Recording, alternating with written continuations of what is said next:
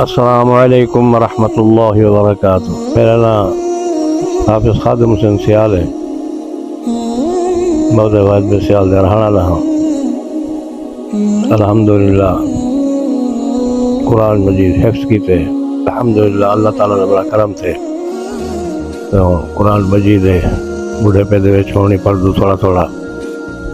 پہلے تو جتنا آنکھوں کوڑ مارو بیٹھے اتنا پڑھ سکتے ہیں ماشاء اللہ۔ ہوں بڑھے پہ ہوں نہیں پڑھی نہ زیادہ، تھوڑے جے میں تلاوت کرنا ایک دو آیات مبارکہ دی، اللہ تعالیٰ توفیق عطا فرماویں۔ اعوذ باللہ من الشیطان الرجیم، بسم اللہ الرحمن الرحیم۔ اللہم صل علی سیدنا و مولانا محمد وعلی آل سیدنا و مولانا محمد وبارک وسلم۔ اعوذ باللہ من الشیطان الرجیم، بسم اللہ الرحمن الرحیم۔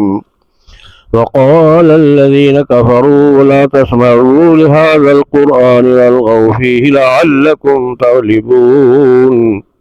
فلنذيقن الذين كفروا عذابا شديدا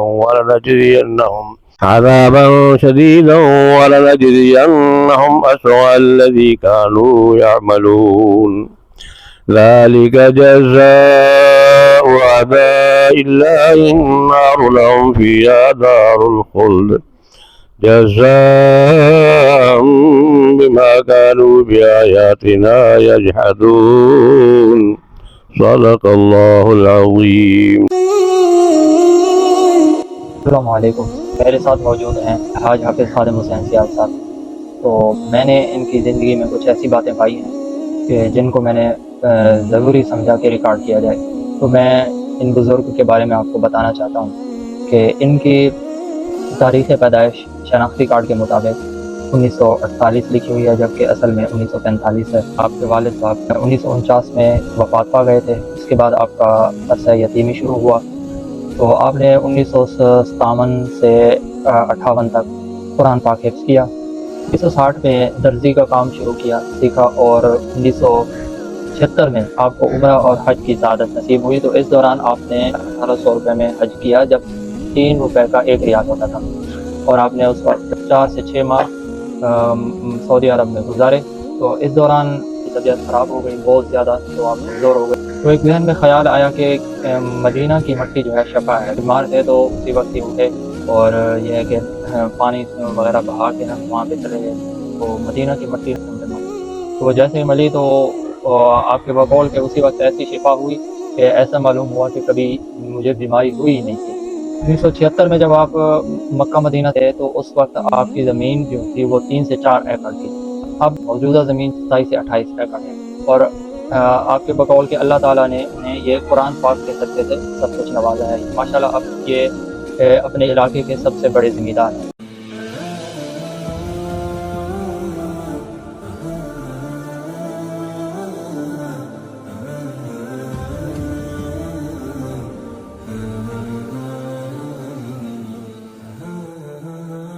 سب سے انٹرسٹنگ بات آپ کو یہ بتاتا چلوں کہ جب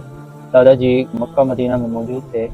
تو حج عمرہ کی سعادت کے لیے گئے، تو آپ کا معمول تھا کہ فجر سے عشاء تک روزانہ ایک قرآن پاک کا ختم کرتے تھے اور کثرت سے درود شریف بھی پڑھا کرتے تھے۔ اس کے علاوہ آپ نے اپنے ہی علاقے میں ماشاءاللہ ایک خوبصورت مسجد تعمیر کروائی ہے، اور الحمدللہ آپ نے جیسے حفظ کیا نا تو اس کے بعد مسلح جتنے بھی پڑھاتے رہے وہ سارے جامع مسجد کے اندر پڑھاتے رہے۔ اور یہاں پہ کچھ اس طرح کا ٹرینڈ ہوتا ہے کہ جب کوئی حافظ بہت زیادہ پکا حافظ ہو نا، تو وہ جس مسجد میں پڑھا رہا ہو تو وہاں پہ لوگ نا سننے کے لیے آتے ہیں، اور جب کسی کو کوئی بندہ بھول جائے، پڑھنے والا حافظ بھول جائے، تو وہ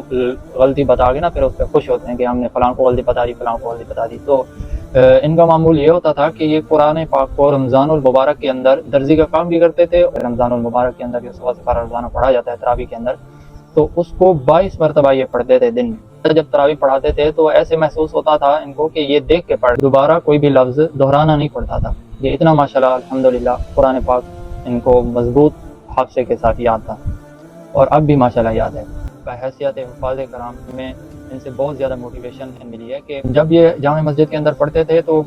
پکے پکے حافظ آ کے نا ان کے پیچھے کھڑے ہوتے تھے اور سنتے رہتے تھے، بس کوئی غلطی نہیں آتی تھی، کافی دیر ٹھہرنے کے بعد پھر واپس چلے جاتے تھے کہ بھئی مطلب یہ کہ یہ چلتا رہتا تھا۔ اور شبینے کے اوپر بھی یہ ہوتا تھا ماشاءاللہ کہ یہ بس ایک ہی کروٹ میں نا کوئی 10 15 سپارے پڑھ لیتے تھے۔ اور شبینے کے دوران ٹیوب ویل چلا ہوتا تھا، ٹیوب ویل چلا کے زمین کے اندر پانی لگ رہا ہے اور یہ ادھر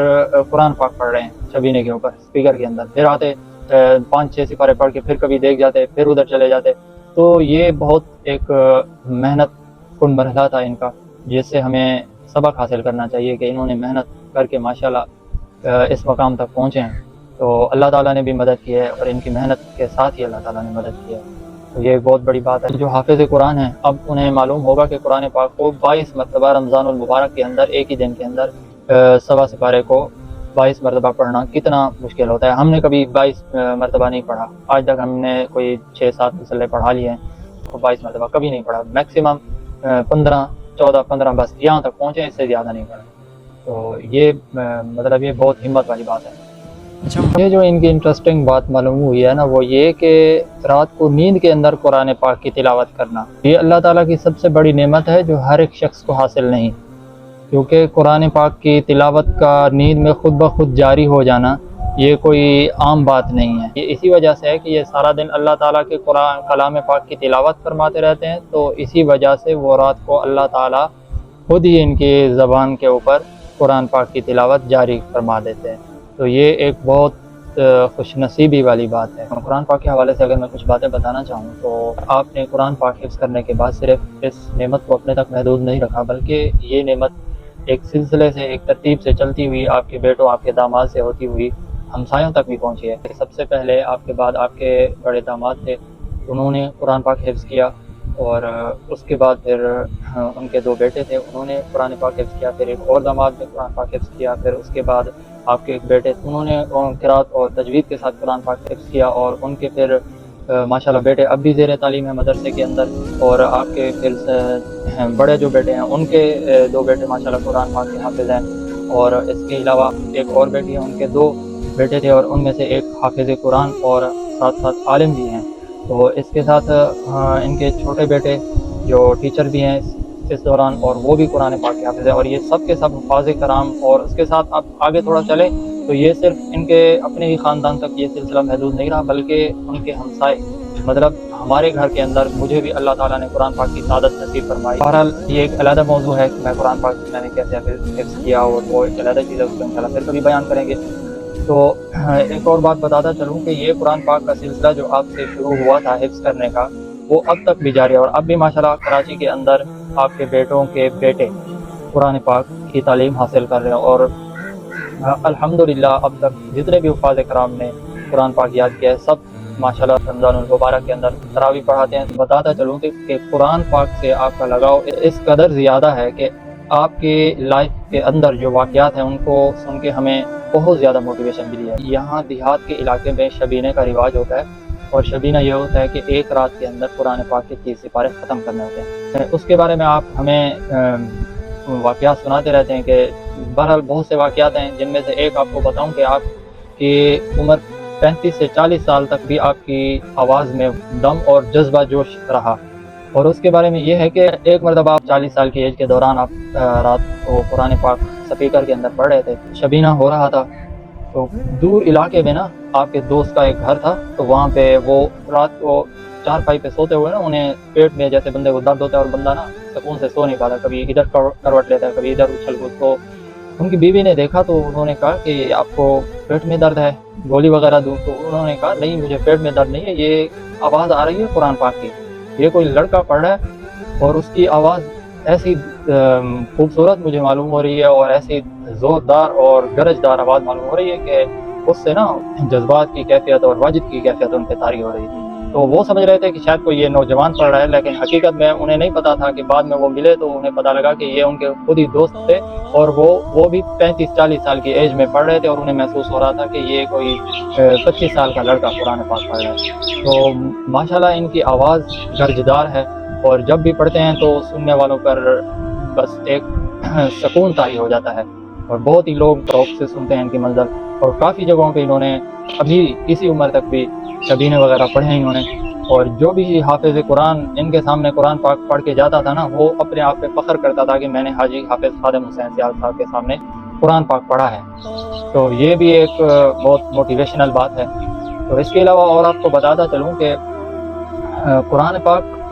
سے ان کے لگاؤ کا یہ عالم ہے کہ رات کو سوئے ہوتے ہیں تو صبح نماز کے وقت اذان کے وقت آنکھ کھلتی ہے تو تلاوت کر رہے ہوتے ہیں، کیونکہ سارا دن معمول یہی ہے کہ قرآن پاک کے سائیکل پہ جا رہے ہیں، قرآن پاک کی تلاوت کر رہے ہیں، اور ابھی اس عمر میں بھی سائیکل چلاتے ہیں ماشاءاللہ الحمدللہ۔ اور قرآن پاک کی تلاوت